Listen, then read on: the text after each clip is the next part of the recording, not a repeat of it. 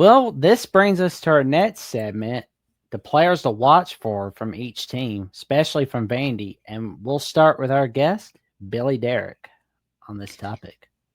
Yeah, I mean, San Diego Pavia is cheating, I feel like. But I'll say, that's a good question. I'll say defensively for Vanderbilt, I think Brandon Fontenette, number 2, is a guy to watch. Their anchor position, the safety linebacker hybrid, he's going to be in a lot of different situations that he's going to have to make quick decisions. I was talking about those meshes earlier with Ryan Williams and Jeremy Bernard. Does Vandy stay zone, or if they try to go man, that's dangerous, especially with these Alabama receivers. So to me, it's Brandon Fontenette. He's the one that caught the interception last year for Vandy to go up 14, and he's a really good player. He stood out a lot last year because I don't think there were as many. There was much depth on that Vanderbilt defense last year, so he stood out more last year. This year, he's been a little bit quieter. But I think it's because of the depth Vandy has. They've got more depth on the defensive line, and their linebacker room has a ton of depth. The corner room has depth, but like I said, they've struggled at times with the passing game. And you mentioned, Coach, the deception that Utah State showed against Vanderbilt's defense. Alabama's going to – if I'm Alabama, I look at that first half from Utah State. And if you guys haven't seen that yet, go watch the first half from Utah State. Bryson Barnes was running the football. Simpson can run. I don't know if he runs as well as Barnes, but that's that's something to watch for Simpson's legs in this matchup, because you could have the receivers covered and you could get pressure on Simpson. He can evade the pressure and step up and pick up a first down. And he's not Milroe in that regard, but he's still a guy that's pretty mobile. So I think if Vandy, even if Vandy gets pressure on Simpson, you've still got to worry about his running ability. That's not.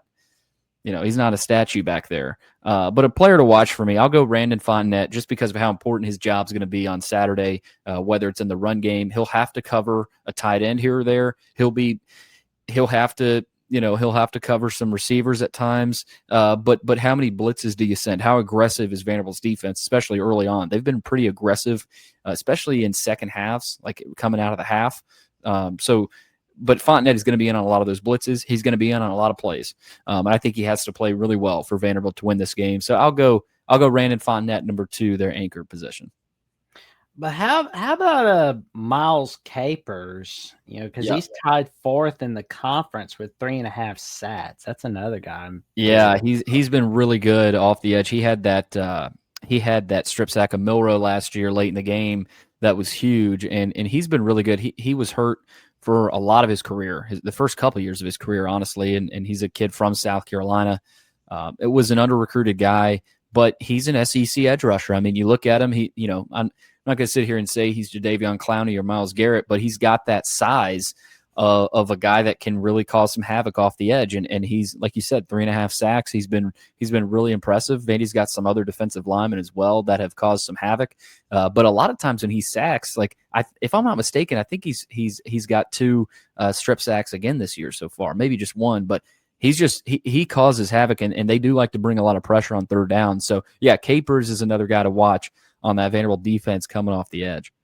Yeah, he had the strip sack against Charleston Southern. That's kind of like one of the first highlights for Vanderbilt's season. I remember Capers, but even in that, man, this is where I was so stern against Bama. Like I look at the teams that he's making these big plays against. I didn't see he was irrelevant in South Carolina game. Like they didn't really impact that game coming off the edge. I'll tell you who I would pick as a player to watch for Vanderbilt, especially on the defensive side. And to me, if they're going to have success in the secondary, it's going to be because of their safety, Marlon Sewell. You're talking about a guy with a lot of experience, but is just a steady player. He doesn't do anything great. He does everything good. So you're not going to catch him slipping over top.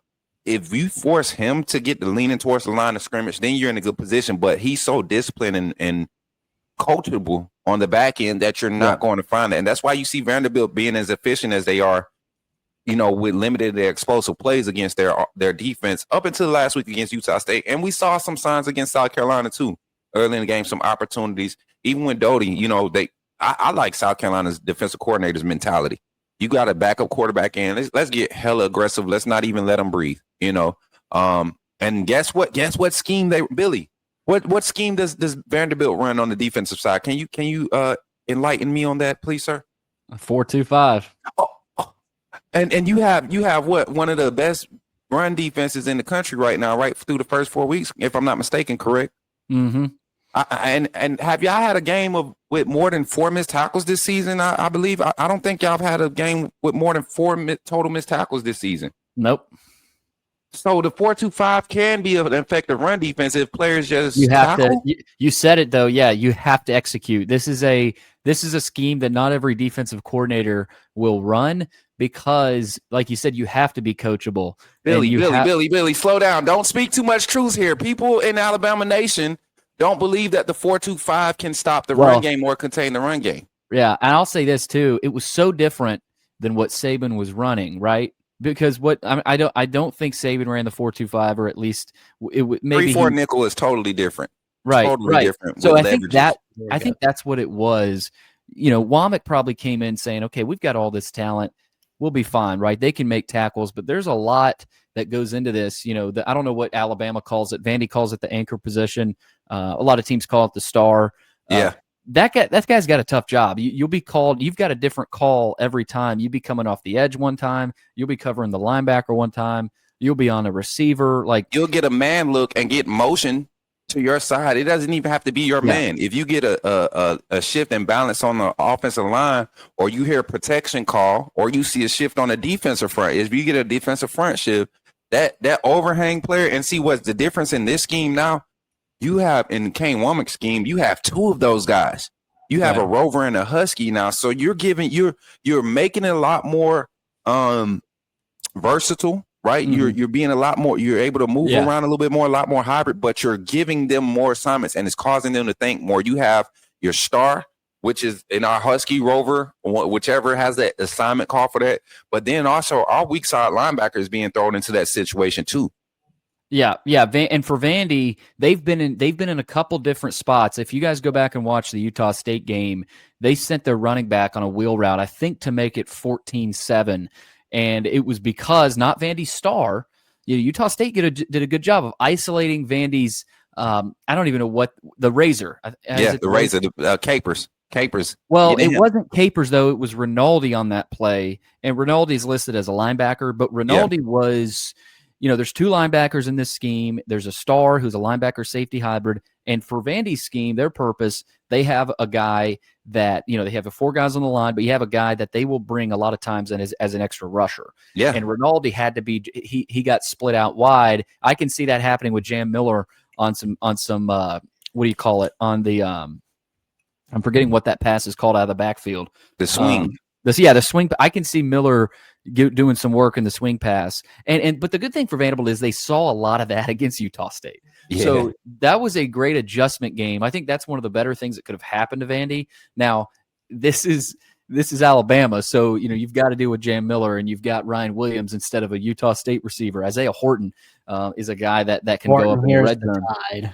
Yeah, so that's a good point on the defense, Coach, because both teams play it, but you've got to be able to execute it. And to me, the defense that is able to force more turnovers wins this game. Oh, and that's the case a lot of times, but it's going to be tough to turn these quarterbacks over. Pavia has 3 interceptions on the season, no fumbles. Ty Simpson, I don't think, has turned it over a ton. So they've played. Simpson's got more confidence in himself than he did week 1. Right. And he looked really good. And so it's going to be tough. It's going to be tough for both defenses. And I'm with you, Jackson. I do think it could be a shootout. And it's nothing against the defenses. I just think these offenses are 2 of the best in the country. I think obviously Alabama has more talent, but Vandy's deception. Vandy could. The thing Vandy does is, they could go empty and have Pavia air it out, 5 wide and hit Stowers on a seam. Or they go into triple option, with a pistol and an extra fullback and an extra running back, and you're like, "Well, you were just 5 wide empty." Like they can throw it out of the triple option too, and they do that a lot. So Vandy, I would say, is probably more deceptive than Alabama, but Alabama's got a little bit more talent. So it's kind of the chess match of, does Alabama's talent win out, or can Vanderbilt out execute? and sort of outsmart per se Alabama, because I think they're going to have some of that, and they have to force a turnover. I think if Vandy wins, they have to force at least a turnover. Well, Jeffrey, who's the players to watch for from Alabama Vandy from your perspective? Well, I mean, I agree absolutely with, Billy's statement earlier about, Ty Simpson's, not as dynamic on the ground, but he could still run. He's not like he's incapable. So that's something for Vandy to watch. I would go the other way around. And, Diego Pavia is really good on the ground. We got to make sure we don't let him scramble all over us, so that's something to watch. Like, we can blitz, and make him uncomfortable. But if he escapes and picks up 20 yards downfield, then you're not getting anywhere with that. So I definitely think that's a major factor to watch, because literally he's Vandy's leading rusher by like 50 yards. So yeah, that's like, he's getting substantial yards on the ground. I mean, he's not like the greatest running, quarterback in the country or anything like that, but he's up there. Like, he's very shifty. He can run. He's very capable. So that's something to watch for Alabama's defense. We got to make sure we don't let Diego's legs hurt us as much as his arm. I think that Stowers is a really good tight end for Vandy. I think he's very solid. I mean, he's the leading receiver on the team. So that's the key player to watch. So definitely Vandy's got some good players. That, their defense, even though they gave up 35, don't let that fool you in saying, oh, they can't defend. They're still a good defensive team. It's just, I think that maybe that game they might have been a bit flat-footed. On Alabama's side, though, I mean, when I look at, key players, Ty Simpson's key player every week. I mean, he's our quarterback, and he's, growing confidence game by game. If he has another good game, we're going to have a really good chance to win. I mean, again, he's put himself in the Heisman conversation. That's how good he's been playing since that Florida State game. And it's not like he was even that bad in that game. So I think it's huge that he's playing so well. I mean, it's really tough, when you look at a key player other than Simpson on offense. I mean, literally our three receivers are all putting up really good stats right now. Horton, Bernard, and Williams, they're all keys. Like, there's not like a Pacific game where you say, hey, Bernard's a key player, and then this game it's Ryan Williams. They're all keys. So, I mean, they're all very good. I think on Alabama's defense, I want to see Tim Keenan continue to play well. He was a factor again. His leadership role, him being back out there, it looked like our defense stepped up in response to him being back on the field. So I like that. James Smith, as well, after getting ejected, I want to see how he responds to when he comes back in the second half. I still don't think he should have gotten no. I think he is missing the first half, right? Isn't that correct, Jackson? So yeah. So I mean, he shouldn't have got ejected, but that's a whole. Yeah, if you get ejected in the first half, then you miss the second half, but then you come back for the next game. But if you get ejected in the second half, you miss the first half of the next game, but you come back in the second half of that very next game. Absolutely, I definitely agree with that. I couldn't remember if he got ejected in the first or second half. I think it was the second half, but. Still, definitely James Smith, his return will be key in the second half. James Smith never did anything to anybody. And it was not targeting. I mean, literally, it was just dumb, but whatever. I think Tim Keenan, James Smith. It was targeting. If you drop your head, if your face mask is looking at the ground when you make a tackle, and that's what I hate about some of these plays that our players make, because we be in good position to just make a solid form tackle or solid contact, and if you're looking at the ground when you make a tackle, you're setting yourself up for targeting. That means you're leading with your head. There's no reason for you to be looking at the ground when you make a tackle, and that wasn't even needed. I would have rather him, get a personal foul for punching at the ball and hitting the joker in the face or something. Like, that's what we could have used in that moment instead of you leading with your helmet, And we've seen plays where guys have gotten away with putting their head down and accidentally getting their head on the ball and getting a fumble, So.